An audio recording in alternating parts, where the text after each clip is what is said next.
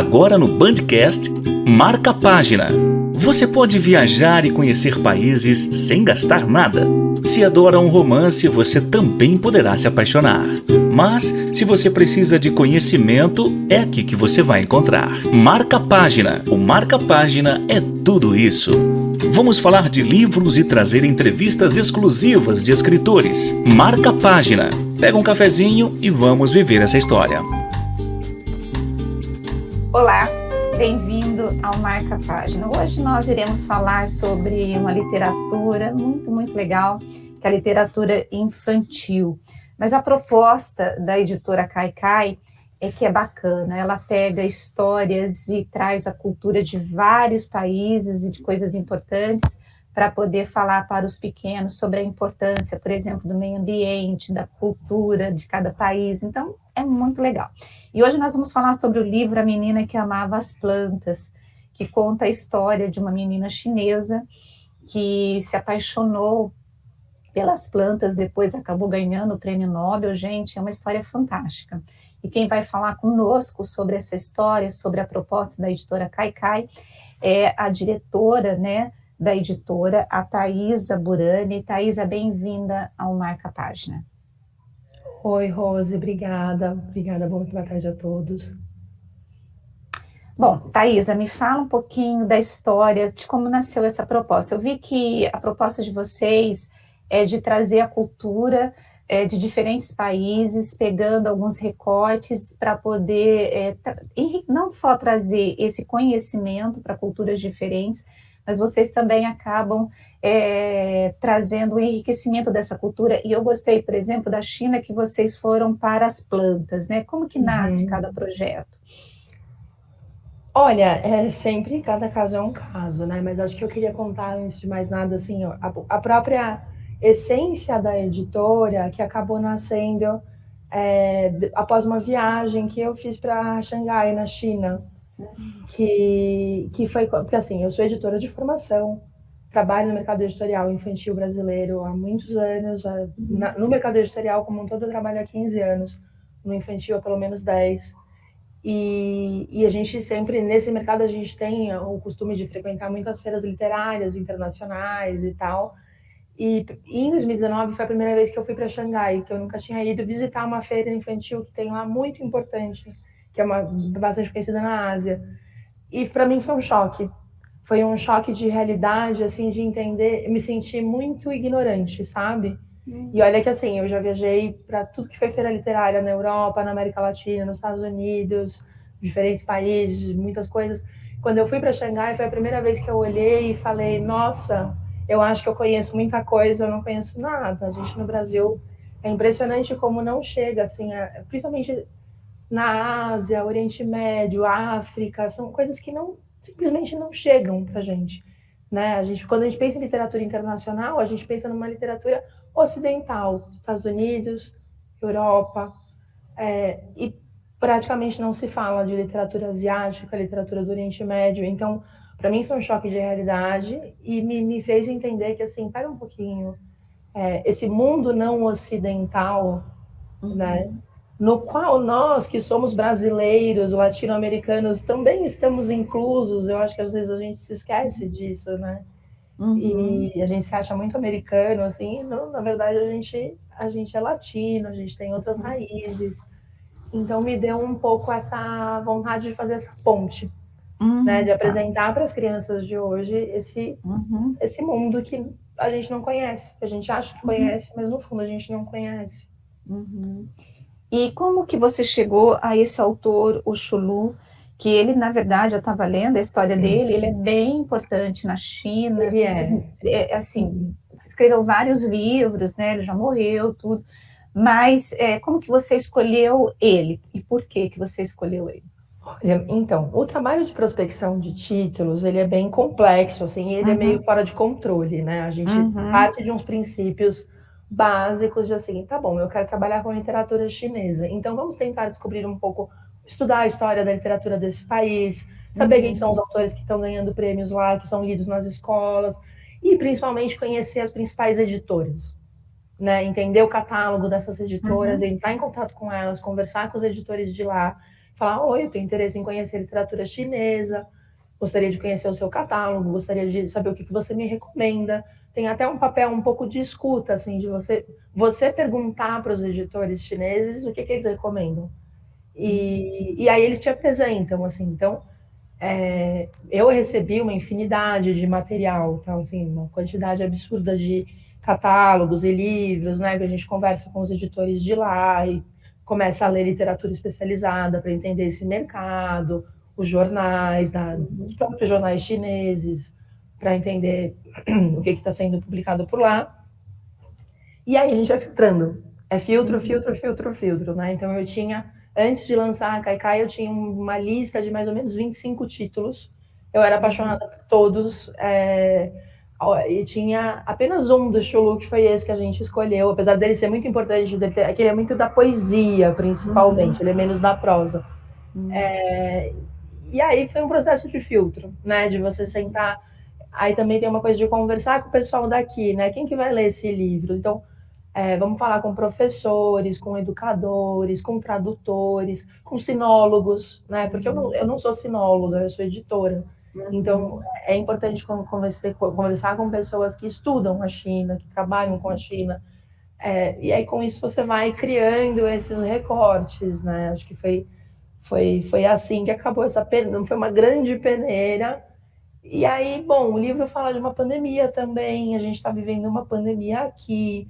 Fala de uma questão super urgente, né? Que é a gente se reconectar com essas curas ancestrais, esses saberes ancestrais. Olha como está o mundo hoje, é o aquecimento global, né? Então a gente achou que tinha, além de ser um excelente livro e ser muito bacana, ele cumpria muitos requisitos, inclusive esses requisitos de atualidade, né? De falar, nossa, peraí, vamos fazer uma conversa com o mundo de hoje, né? Uma defesa da pesquisa científica. Então, pois bom, gente, o livro é esse aqui, A Menina que Amava Plantas, deixa eu pôr aqui certinho, né? Foi traduzido para o Brasil. Ele é ilustrado, assim, as ilustrações são maravilhosas, né? Ele é um livro muito bonito. E eu achei importante que, além da história, bom, a história, fala só um pouquinho da história para a gente, Thaisa. Bom, a história, na verdade, é uma história real, tá? É uma história real de uma cientista que está viva até hoje. Ela já tem 90 anos, vai fazer 91 no fim do ano. A Tu Youyou. E a cientista Tu Youyou é uma menina, né, na história a gente conta a história da infância dela, né? Então é uma garotinha que vivia no interior do interior do interior, numa província super afundada lá no sul da China. E ela se encanta com... Até uma coisa que acaba não aparecendo no livro, mas a Tu Youyou teve tuberculose quando ela era jovem. E ela foi curada graças a esses chás medicinais e esse saber ancestral que tinha na província dela, dos médicos da medicina tradicional chinesa, né, que trabalham muito com ervas, com chás e tal. Ela se encantou muito com isso, foi estudar botânica, e trouxe isso para a farmacologia. Então, ela na universidade foi uma das primeiras pessoas que trouxe esse saber das plantas, né, esse saber da vovó, para a pesquisa científica, para o laboratório acadêmico, e mostrar que funciona, que existe ciência por trás disso, né? E eles quando ela era jovem, foi justamente quando explodiu a epidemia de malária na China, não só na China, né? Na Ásia como um todo, na África também, aqui na América do Sul, a gente sempre teve muito problema com malária. E as drogas que existiam já não estavam mais surtindo efeito, porque, né, como a gente está vendo agora na epidemia da Covid, você começa a ter mutações do vírus e ele vai ficando mais difícil de combater, mais difícil de tratar, vai aparecendo novas formas, né, da doença. Então, eles precisavam encontrar com urgência um remédio que fosse mais eficiente para o tratamento, e foi isso que a Tu Youyou conseguiu fazer. Ela se lembrou desse saber ancestral. O que a gente usa para curar a malária? A gente toma um chá da artemisia, então vamos, a partir da artemisia, achar um remédio e criar uma droga poderosa. E foi o que aconteceu, e de fato essa droga é usada até hoje. Abriu muitas portas para a pesquisa. E o livro conta isso, né? Conta essa menininha, que é uma garota apaixonada por planta, que consegue levar essa paixão para a profissão dela e, no fim, acaba ajudando milhões de pessoas no mundo todo, né? Até hoje a gente se beneficia das descobertas que a Tu Youyou fez. E o legal é que, é como você falou, dá para fazer esse link, né, da importância da ciência, né, na cura de doenças, né? Claro, Como a sim. gente está vivendo agora com a pandemia do coronavírus, né? Como as vacinas, porque foi uma corrida mesmo para descobrir, né? Uhum. Vacinas para poder combater o vírus. Então, foi bem legal mesmo. E aí, bom, enfim, eu vi que ela ganhou o prêmio Nobel, né? E depois, depois desse livro, como que está sendo a aceitação dele? Já que depois que vocês editaram, colocaram no mercado, como que está sendo? Ah, foi muito bacana. Foi mais do que a gente Uhum, esperava, inclusive, assim, uhum, né. A Caikai é uma editora muito pequena, muito jovem. A uhum, gente, não esperava um feedback tão generoso, assim. Assim que a gente uhum, lançou um livro, já teve um clube de leitura que adquiriu centenas para mandar para as crianças, as escolas estão gostando muito. A própria comunidade chinesa se sente representada, né. Eu escutei muito de pai isso, assim, de falar: "Puxa, que legal, a minha filha nunca tinha visto um livro com uma menininha parecida com ela, que tem que a ver com a legal. nossa família".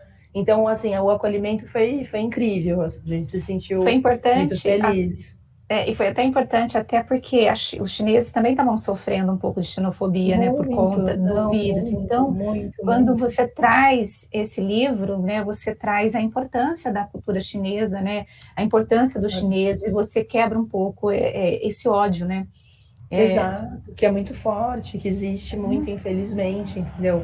Então, assim, a gente fica muito feliz, assim, de ver que a representatividade importa, né? A criança olha e fala, olha, sou eu, é que nem eu, é que nem a vovó, é que nem, sabe, consegue se ver ali, né? Isso que é muito bacana. bacana.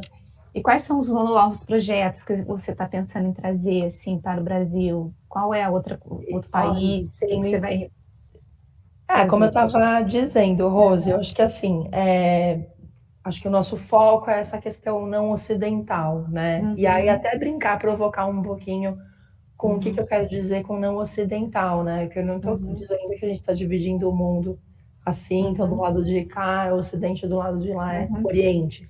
É uhum, mais num sentido de poder, né? O uhum, Ocidente hoje, quem que é o Ocidente hoje? Os Estados Unidos, a Europa é a galera que manda no mundo, é o que tem uhum, poder uhum, econômico, né? Então, uhum. o nosso próximo livro, por exemplo, vai ser um colombiano. Ai, que legal! E aí tem um pouco essa, né? Hum, É um colombiano até já conhecido aqui no Brasil, tá? ah, Mas vai ser um livro sobre um monstro que devora as florestas.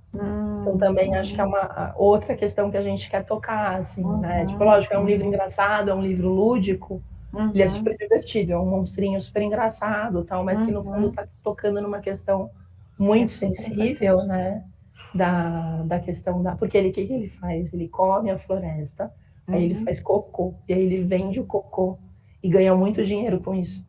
Então ele fica só entendi. comendo a floresta para Uhum. ganhar dinheiro, né? Aí Então, vocês trabalham a destruição, a questão do lucro, da exato, ambição e da não exatamente. preservação ambiental e o risco, né, que isso vai trazer para a humanidade. Exatamente, né? Assim, é um livro Uhum, engraçado, não é um livro que dá medo nem nada, mas acho que uhum, de um jeito engraçado a gente acaba tocando uhum, numa questão muito sensível, como uhum, tudo isso que você levantou, né?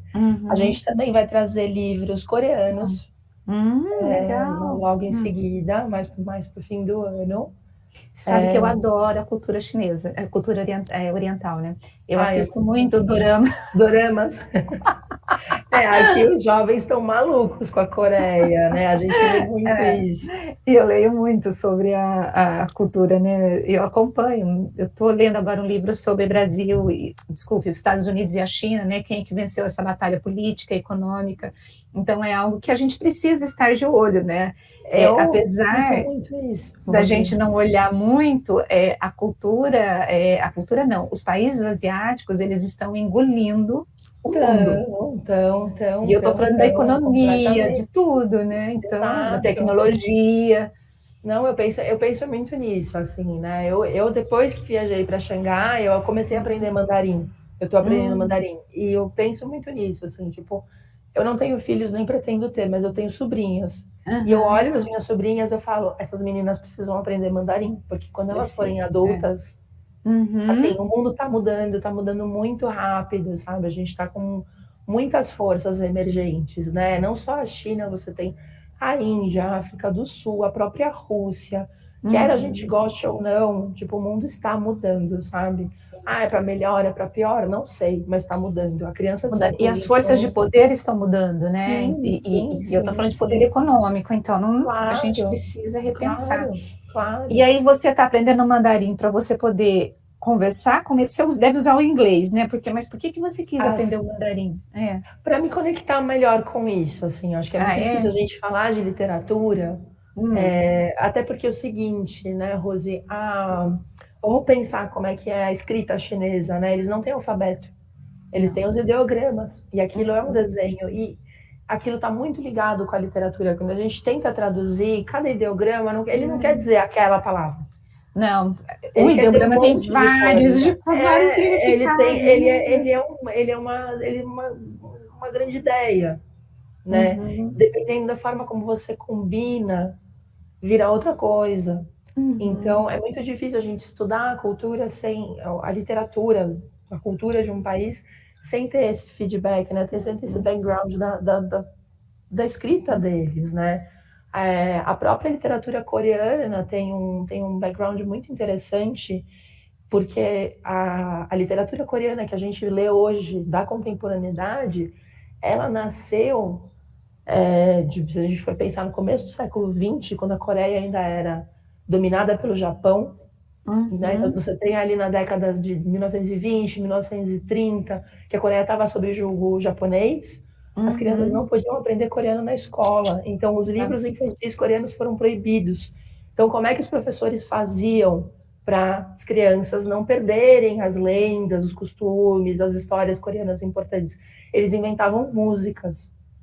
E às vezes até botava a letra de música no jornal, assim, para dar uma disfarçada, tal. Então a literatura coreana infantil, ela foi suprimida por muitas décadas, e ela só sobreviveu através da música, que a música foi implantada nas escolas para poder passar a literatura. Então a literatura saiu do papel, foi para a música. Então hoje a gente tem na literatura coreana uma fonte que é basicamente a mesma fonte do K-pop. Porque também, por que os coreanos se destacam muito na música? Porque eles cantavam muito. Então, tipo, toda criança saía da escola aprendendo a cantar. Então, ela aprendia literatura através do canto e aprendia a cantar na escola. Então, com isso, você tem uma população inteira que sabe cantar. Você tem uma população inteira que é treinada em música, que tem esse skill. Então, isso é muito importante, né? Então, voltando à sua questão do mandarim, eu acho que quando a gente estuda o mandarim, eu consigo ler no original, eu pego melhor a ideia do que ele quis passar. Tá bom, entendi as imagens. Aí a tradução fica mais correta, a tradução fica mais correta, porque eu percebi muito isso. Eu ainda não tenho capacidade de traduzir. Eu conto com o meu braço direito, minha fiel protetora, que é a professora Verena Veludo, que é uma professora de chinês, é uma sinóloga conhecida daqui de São Paulo. É ela que tem traduzido todos os livros que estão vindo do chinês. E eu percebo muito isso quando ela me conta a história, porque quando às vezes a gente traduz o texto literalmente, fica super besta. Fica assim, bem tosquinho. Não tem sentido, né? Não tem muito sentido, um sentido muito raso. Aí quando ela fala, não, sabe o que é esse ideograma? Aí conta toda a história do ideograma. Aí abre possibilidades. E o que ele quis dizer? Ele quis dizer outra coisa, né? Então, você consegue aprofundar. Então, acho que tem essa importância, né? E a gente vê hoje que tem muitos jovens buscando aprender o mandarim, não só por isso, também por questões econômicas, para poder trabalhar numa empresa fora, numa multinacional, para trabalhar com importação. Então, a gente vê que tem muito jovem hoje querendo aprender mandarim. E também, completando a tua pergunta, a gente vai lançar também, agora em agosto, 2 livros bilíngues, chinês, assim, são duas lendas chinesas bem conhecidas na China. São 2 histórias bem, assim, da cultura oral, né? Toda criança chinesa conhece, assim, são historinhas bem conhecidas. Então, tem essa coisa de trazer essa cultura, né? De mostrar para as crianças brasileiras quais são as histórias populares da China. Mas o livro ele vai vir editado bilíngue. Então, de um lado ele vai estar em português, do outro lado ele vai estar em mandarim.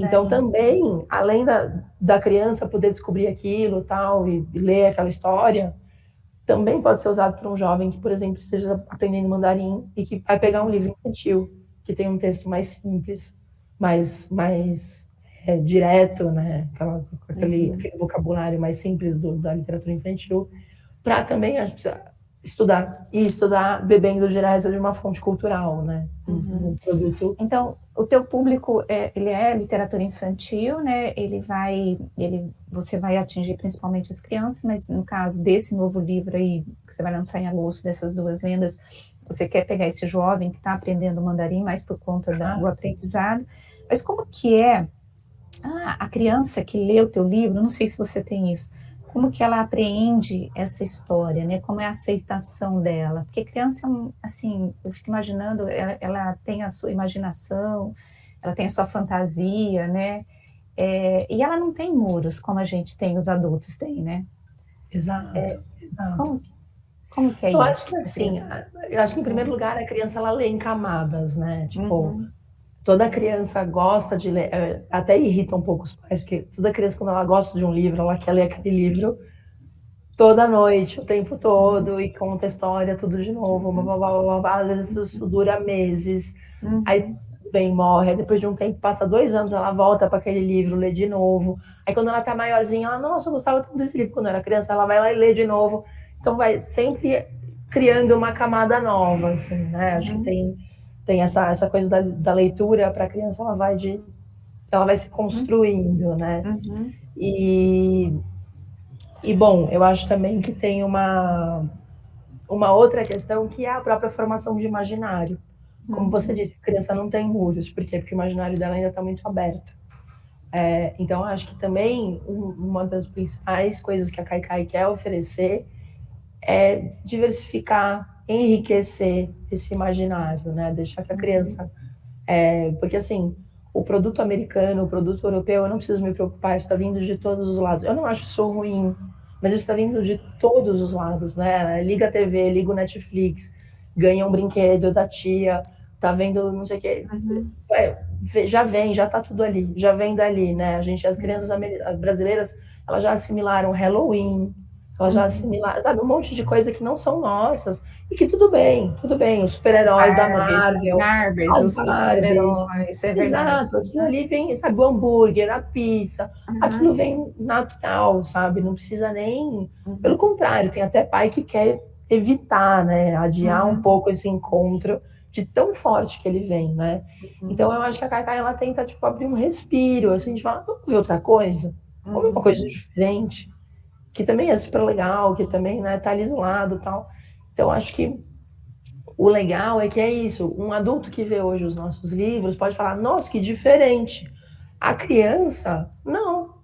Porque para ela, tudo é novo, né? Ela tá aprendendo. Então, isso eu acho muito bonito, assim. Eu gostaria de ver uma geração nova de crianças que não olhe para a China, não olhe para a Coreia, não olhe para o Japão, para a Malásia, para a Índia, como se fosse uma coisa exótica. Uma coisa muito diferente, muito mística, muito longe, muito, né, tipo, a gente até lembra, assim, eu lembrei agora teve uma sessão do MasterChef que tinha uma chinesa, né, a Pujan, que até hoje faz muito sucesso, tal, e eu lembro que ela fez uma receita chinesa uma vez, eu não lembro se foi o Jacan, mas enfim, algum jurado falou que a China ficava muito longe, que ela devia tentar fazer uma receita italiana, e ela respondeu na lata, assim, a Itália também fica muito longe. Verdade, lembro.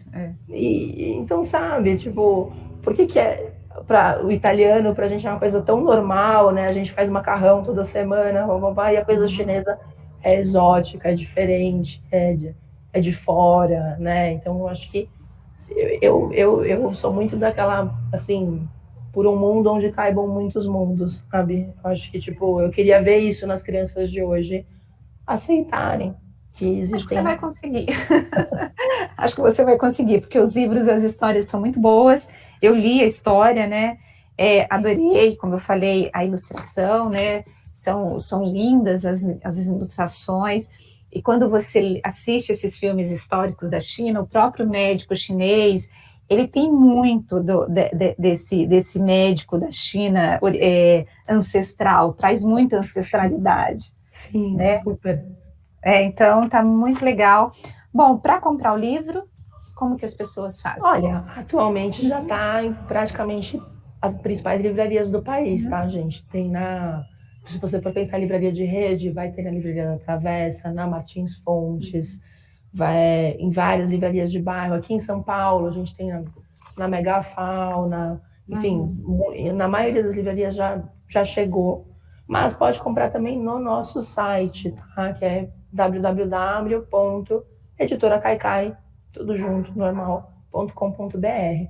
Então, assim, dá para encontrar em diferentes livrarias e também diretamente no nosso site. Não tem muito segredo, ela já está se espalhando por aí. Ai, muito obrigada, viu? Eu quero te agradecer, primeiro, por você ter mudado, né? Já que você está 15 anos no mercado, 10 anos com literatura infantil, e de repente seus olhos foram abertos quando você chegou em Xangai. Pois é. Te agradecer por trazer essas culturas, né, tão próximas, assim, distante geograficamente, mas que também tem muita coisa que a gente tem, né? Porque eu me lembro que a minha avó fazia muita coisa do quintal, né? Essa coisa da planta, né, do cuidado. Então, é importante trazer, e a gente vai se perdendo, né? Então, eu acho que é muito legal você conhecer outras culturas e trazer principalmente para as crianças, que são o futuro, né, dessa geração aí que nós teremos nos próximos anos. E, brigadão. Tomara que você consiga atingir teu objetivo, que é derrubar muros e levar o povo mais adiante.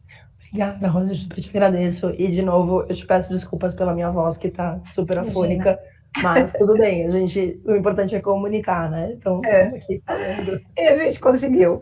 Muito obrigada, viu, Thaisa? E quando tiver novos livros, quando tiver o colombiano, quando tiver o coreano, pode deixar. Conosco, e a gente vai bater um papo aqui. Um beijo para você, viu? Tchau, tchau. Um beijão, obrigada, viu? Obrigada a você.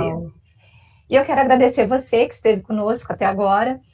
E, gente, o marca-página é isso, é poder trazer a literatura para poder expandir conhecimento, para poder expandir a nossa visão de mundo através das letras. E nada mais importante do que você abrir um livro e você folhear uma cultura, né, tão diferente e uma história tão importante como a história dessa cientista que aprendeu a amar as plantas ainda criança, transformou isso num legado, acabou ganhando o prêmio Nobel e ainda está viva e tem uma história super importante. Então, semana que vem, eu vou voltar aqui com você, dessa vez como autor, né, de um livro, para falarmos mais sobre as emoções que um livro traz e o aprendizado que ele também traz para cada um de nós. Até a semana que vem. Beijo para você.